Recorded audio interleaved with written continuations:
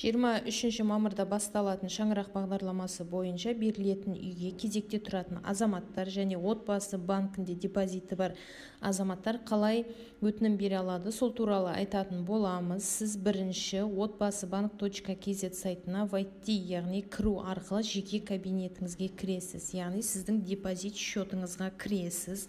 Одан кейін Алматы қаласы бойынша үйді таңдау үшін регион деген жерге қала Алматыны басасыз, статусын таңдайсыз, объектінің және бөлме санын таңдасаңыз, одан кейін найти кнопкасын бассаңыз, сіз өзіңіз іздеген район бойынша үйлердің тізімі шығады, яғни осы бағдарлама бойынша берілетін үйлердің тізімі. Регион таңдаймыз, Алматы қаласы. Статус объектіға таңдаймыз, ожидает приема заявления, яғни өтінім бергенді күтіп тұрған үйлердің статусын таңдаймыз. Одан кейін көк белгіменен белгіленіп тұрған найти кнопкасын бассаңыз, сізде үйлердің тізімі шығады. Бұл жерде үйлердің тізімінде Мәдениет, Алматы қаласы бойынша және Алма Сити 5 бірнеше кезекпенен және Нұрлы Дала ЖК-ларын таңдауыңызға болады. Қазір сайтқа қалай кіру керек, біз соны айтатын боламын. Жеке кабинетіңізге кіру үшін сіз өзіңіздің интернет банкингке телефон номеріңіз және арнайы өзіңіздің қойған пароліңізді теріп, жеке кабинетке кіру кнопкасын бассаңыз, сіз өзіңіздің жеке кабинетіңізге кіре аласыз. Кіргеннен кейін өзіңіз ЖК-ның біреуін бөлме санын таңдап, осы бағдарлама бойынша заявканы жібересіз. Отбасы банктың сайтынан шаңырақ бағдарламасы бойынша беріліп жатқан, яғни бүгін 23 мамырда басталған шаңырақ бағдарламасына қатысуға бір жолын айта кететін болсам, тағы да сайтқа кірудің. Егер сіздер өздеріңіз жеке кабинет ашқан кездегі телефон номерлеріңіз сіздердің ауысқан болса, немесе парольдеріңізді ұмытып қалған болсаңыздар, сіздер бұл сайтқа электронды цифрлы қолтаңбаңыз арқылы, яғни ЭЦП арқылы кіре аласыздар. Қазір мен сіздерге кіру жолын көрсетемін.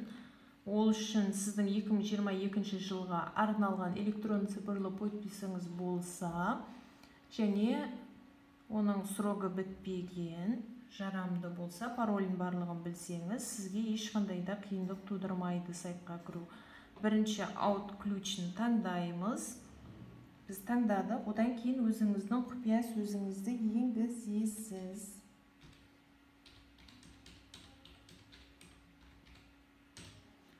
Құпия сөзді енгізгеннен кейін открыть и подписать кнопкасын бассаңыз, сіз бірден өзіңіздің жеке кабинетіңізге кіресіз. Сіз электронды цифрлы қолтаңбаңызбен подписать етіп кіргеннен кейін сіздің өзіңіздің жеке страницаңыз, яғни жеке кабинетіңіздегі сіздің данныйларыңыз ашылады.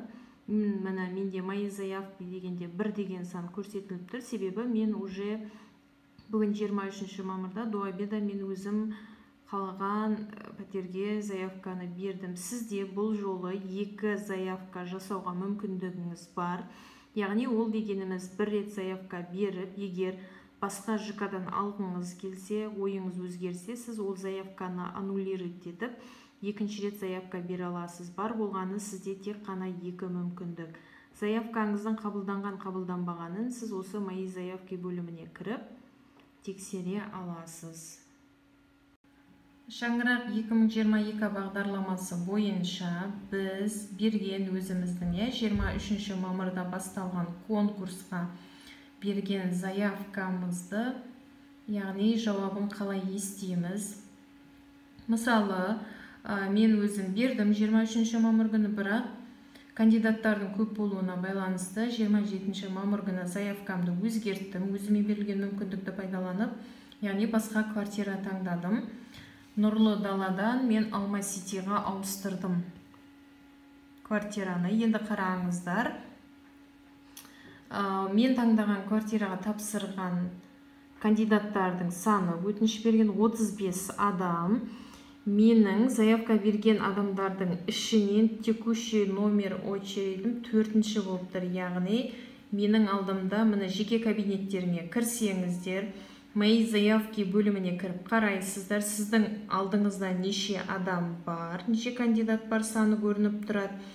Және сіз нешінші болып тұрсыз, барлығы көрсетіліп тұр. Сіз бұл жердегі номер очердіңіз сіздің отбасы банкінен әр ай сайын депозитіңізге ақша салып алған вознаграждениеңізге қарай.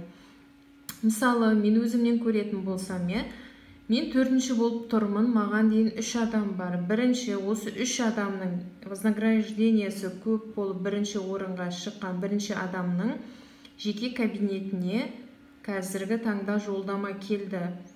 Байқау 30 майда, яғни конкурс аяқталды, бүгін 31-і. Демек, ол адамның жеке кабинетінде жолдама келді деген сөз. Ол адамға 5 жұмыс күні беріледі.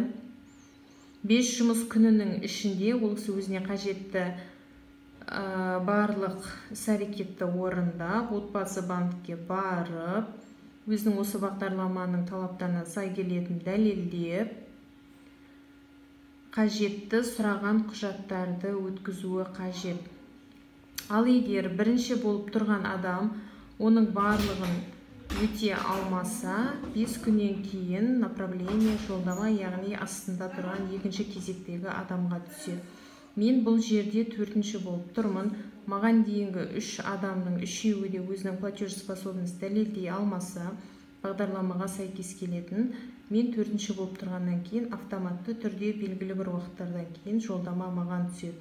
Сіз өзіңізге жолдама келгенін ешкім сізге звондап айтпайды, ешкім хабарласпайды, тек қана осы жерде баспана KZ-та жеке кабинетіңізге кіріп, мои заявки бөлімінен көре аласыз және қадағалап отырасыз.